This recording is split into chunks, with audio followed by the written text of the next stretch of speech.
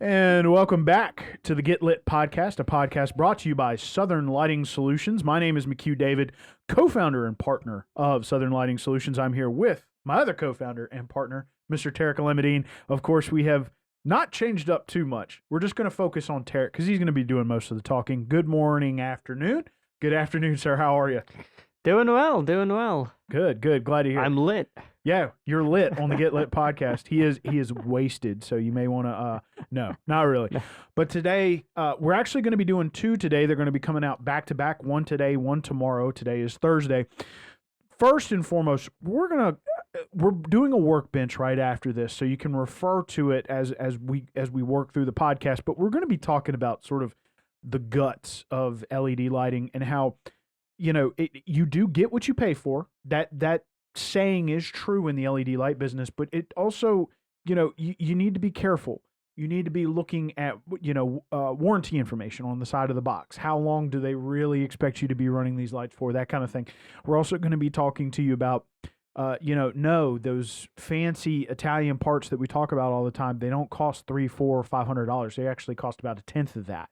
So we're going to be talking about those things first, but want to get into it with you because we want people to know that this is an affordable deal, and LEDs are not only affordable but can help reduce your power load, and that has become especially prevalent during Winter Storm Uri, however you want to pronounce it. Yep. Because people have been putting a pounding on the power grid these days. So, let's jump into it because, as mentioned, we're going to be doing a workbench. We're going to kind of give you guys a hands-on this, but we want to talk about the 32,000 feet in that there are companies in China, America, and Europe that are putting together LED lights that are all very affordable, but that have great warranty and they have very durable parts in them. So first, let's talk about parts and how we're kind of putting all this together into one light fixture and what people should be expecting from the internals of an LED light. Well, I think the first, foremost, and most important thing when, I go look at a light and I see the warranties that they're putting out, and some of the stuff makes sense. Some of it's just, completely absurd that, you see these promotions that this light will last you for 22 years or 25 years or 40 years or whatever, but in the fine print, as long as you don't use it more than 3 hours a day, and if you do, your warranty is expired. So you go and you extrapolate those time periods, and with some brands, you're talking 50, 60,000 hours, which is a good product, and others you're looking, unfortunately, the majority that you see that do this, you're seeing, 10,000-hour lifetimes on these lamps. And that's just it's a pity, it's a shame, because again, the consumer really, the end user doesn't really know that much in terms of what they're looking at, and realistically nobody just operates a light for 3 hours a day. So when you get down to, like you said, the guts of it, it actually makes sense to pay for a slightly higher quality product that you are going to save on in the long run, in the long term. And that's what we're saying. One of the products that we're doing later on today with that workbench will show that. Sure. And it's important to note, and we'll be getting into with the workbench what you can be looking for, sort of with a hands-on approach. But it is important to note that when you're looking at those, warranty benchmarks, that you try to have a realistic comprehension of what a light would be like. And in terms of averages, I mean, like say you're putting an LED downlight, those can be used. You'd be surprised, especially during the wintertime, how often you're home and how often they're on. They might offer you a 3 hour a day warranty. But in reality, those lights may be on they're on in the morning when you get dressed for an hour, and then they're on 4 or 5 hours in the evening. You've already voided that warranty. Pretty much. Question: when they're looking at your warranty to determine how long you keep those lights on, we've discussed this before, but I want to bring it up again. It's usually done through the driver, correct? Through the driver, absolutely. So the driver can be analyzed to determine how long that has They'll actually. know from the transistors, capacitors, if they have the equipment to test it to see how long those have been operating. And of course, when you're buying stuff from major retailers or offline, or you buy it online and it comes to you, it's delivered. A lot of times, dealing with warranty issues can be an absolute hassle. Yes, there it is. So it is interesting to note that when you're dealing with someone local, a lot of times, but well, I should say a lot of times, it's a lot easier to get someone on the phone or get an email back or a text back on the issue. I mean, yeah, like all things, you have some very good brands out there. When they offer you, let's say, a 3-year warranty, they give you a comprehensive 3-year warranty on the light, or 5-year, or whatever, as long as there's no visible signs that you've actually, abused the poor Right. fixture, Right. which would, under any normal kind of avoid it. Sure. And I mean, to put that in perspective, I was out today on a site, and I was just walking past a certain area right here down in Walker, and it absolutely it blew my mind that they're using internal 2x2 panels externally on the outside. Right. You cannot warranty these items Right.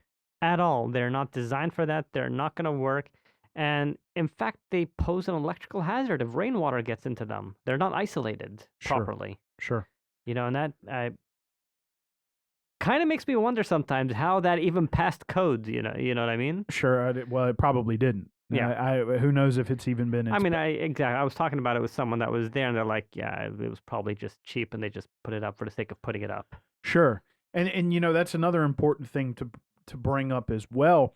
Not only are someone like us going to mention, these are the warranties that you're going to get, and the reason you're going to be paying, say, $60 for this panel. It's an illustrative number, as opposed to maybe $25 from offline. Again, an illustrative number is because we're handing you a panel that you're going to put up there and forget for 10 years. It's going to come with a 10-hour warranty per day. A 10-year, 5-year, whatever, depending on what we're Sure. doing. But and if you want something a little cheaper, we can give you a 5-year. Sure.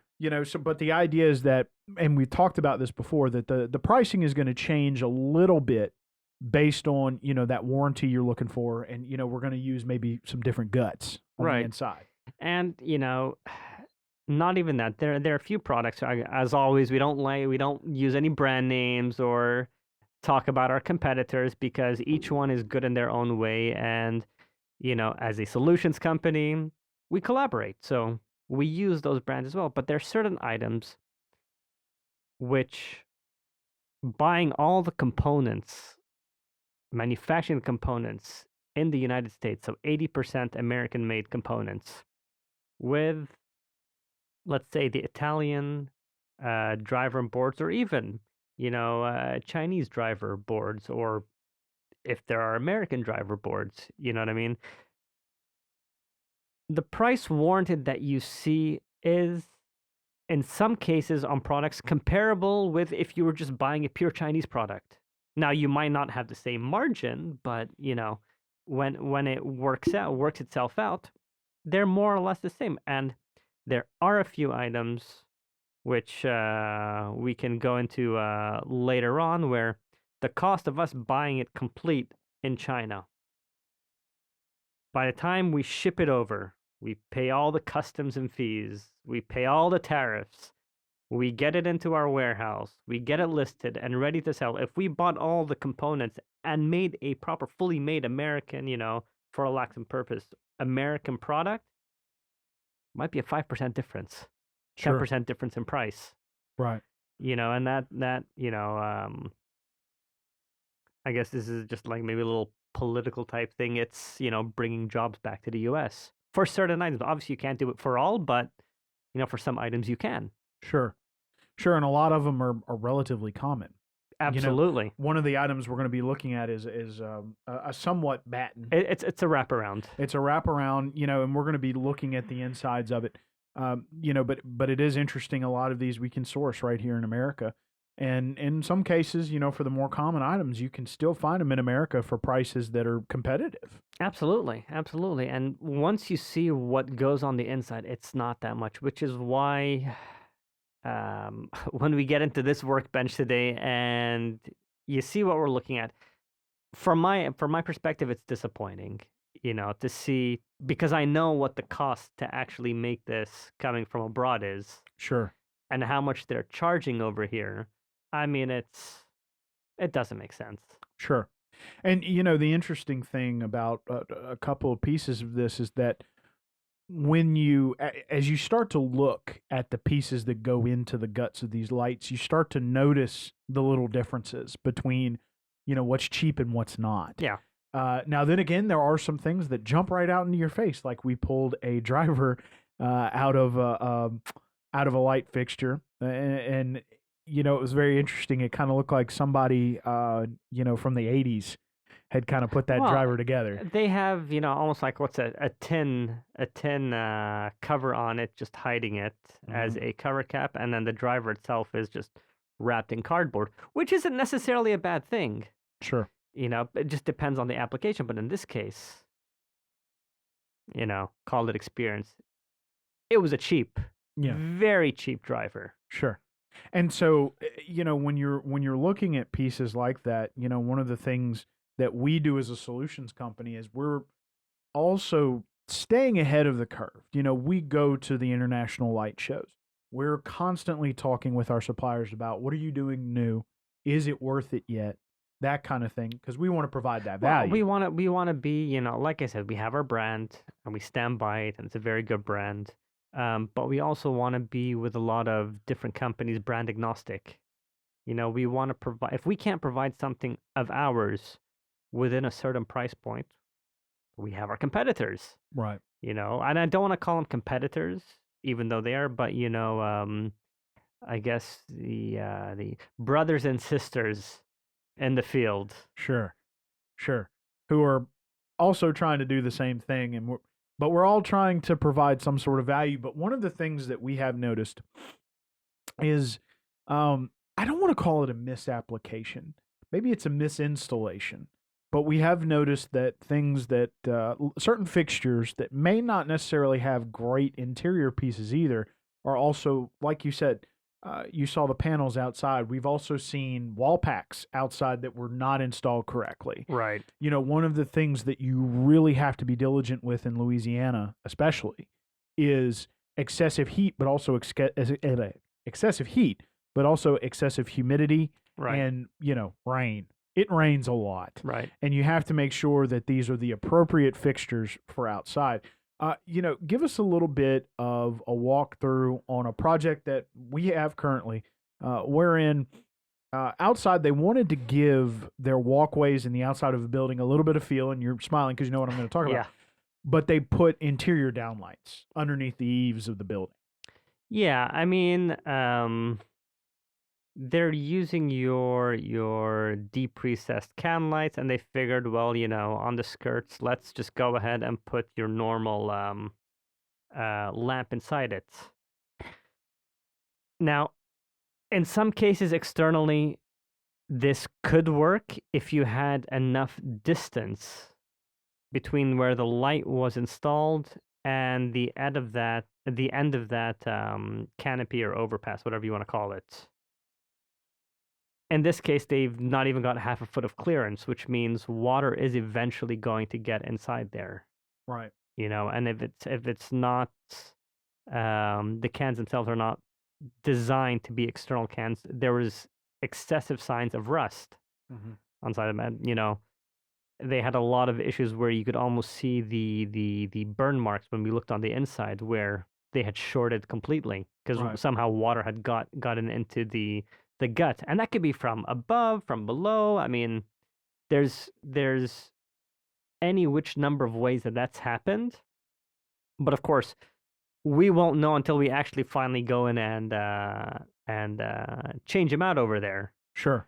But right now they have temporary stuff in place. I think 10% of them are working, and one of the comments was basically every time they keep changing within, a week, 2 weeks maximum, those lights are out. Doesn't matter how new or old they change them, and that's because they're compromised. Right. Another thing, aside from those wall packs being installed incorrectly, is they were installed in an area where the light can't hit. Right. A light doesn't bend the way people think it. If I put it high enough that I'm gonna hit everything. No, you have, they had almost like they had built a shed below, Mm-hmm. and so all the light coming out of those fixtures is just hitting the top of the shed. So Right. you want to play poker on top of the shed, great, you're gonna have fantastic time. But in terms of security and the walkway, nothing was hitting it. Right. So sometimes when you're creating this light scene, you might be adding something or placing something that can get in the way that you would have never thought, but because of lenses and optics, it takes up almost all the light. Right. I mean, and we showcased it to them with our famous software that we like to use. Right. So I mean, it was clear as day. They had told us they want to replace it. We told them, you want to do it, great. That's entirely up to you. But it's not recommended. You're wasting your money because it's just not going to work. Right. It's physics 101. You cannot bend light the way you think it is. Sure. And so all of these things kind of add up to sort of value that we provide. Value add, yeah. Because we're no, we are not electricians, but you do have some electrical experience. But we do know lights. That's Right. what we do. And we want to provide people with a solution wherein, you may have to pay something, but we're trying to provide you with whatever you're comfortable with in terms of warranty and things of that nature, because we're going to use good internal guts. And we're going to know what we're talking about in terms of this is going to work here or this is not going to work here. Well, it's not even just the internal guts, even just the external guts, the housings. Right. That's why you have, well, as we've discussed before, various IP ratings. Right. We know where certain IP ratings need to go. If it's fully exposed, what it needs to be. If it's not exposed, it's hidden but still outdoors, what it needs to be. If it's indoors, what it needs to be. Right. So we're able to we're not just here to sell you lights. We want to sell you function and warranty. And the idea is that, like especially with one of these early projects, he kept asking, so you mean, if I have a failure, I can call you? Yes. But the idea is that I can put these lights up and for 10 years, I can forget about them. No T8 tubes, no bulb replacements, none of that. No fixture replacements, nothing, and we always keep additional stock of our items just in case. Right. We keep them for warranty purposes to have on hand, because let's say in the future something goes out, you want to be able to change that fixture for them and keep the same fixture in place. Sure. And it has happened, it's happened with every company out there. Sometimes you have a batch which has a catastrophic failure. Right. And you have a larger amount, and that's when we really start actually testing all the lights to find out what's happened. If it's a one-off surge, it is what it is. If it was a bad set of drivers, because sometimes, it happens, whether it's Chinese, German, Italian, whatever. Sometimes you end up with a bad patch and there's nothing you can do. We go in, we change everything. We work with our suppliers and we change all the guts and change out all the fixtures. Right. If it passes, if you end up with a certain failure rate threshold. But sometimes, and a lot of the time, we found that there's actually a wiring issue, a power issue. And we end up changing those lights for them, but, advising that until they fix this issue, our warranty is no longer valid. We've changed the lights which were damaged, but you have this issue, you got to fix it. Until then, we're done. Right. And the idea there is that we're not trying to pass the buck. We're trying to say your electrical grid is not set up to handle this and probably isn't set up to handle anything at this point. You're going to have shorts and failures in any kind of light. Right. If you get it fixed, then we can reevaluate the warranty. Yeah. Any lights that fail or whatever during that time, that's going to be on them. Right. After that, we can assess. Sure. And we will, rework the warranties. We'll, test, see what can be done. It might be something as simple as just changing out a few drivers, Right. to give those warranties back. Right. I mean, that's a very fairly rare situation, but it does happen. Sure. Sure. And we have electrical partners that Yep. we can recommend. Right. That can come in and kind of give you an analysis. Right, because we're not electricians. No, we were here to sell you again. We want the light to do what it's supposed to do, and we're going to tell you, what you're going to need. Like you were talking about. There are problems with external lights, internal lights. We know the difference. We know about the guts of lights. We know what's good. We know what may be more on the economical side. And again, we recommend you go watch the workbench that is coming along with this episode, wherein we're going to be pulling apart a wraparound, which is kind of something you might put in your garage or in your kitchen or something. Sure. And we're going to show you some internal guts and kind of give you an idea, kind of compare to some of the...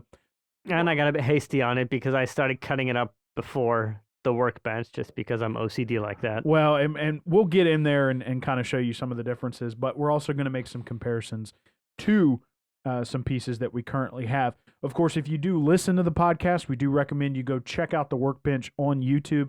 It'll be about a 10 to 15 minute video where we're going to go through this wraparound. So he hopes. Yeah. Well, time constraints today would dictate that, it's going to have to be 10 to 15 minutes. But again, Tarek, we appreciate you joining us. Thank you. Please remember that we are Southern Lighting Solutions. This is the Get Lit podcast. It is? Yes, it is.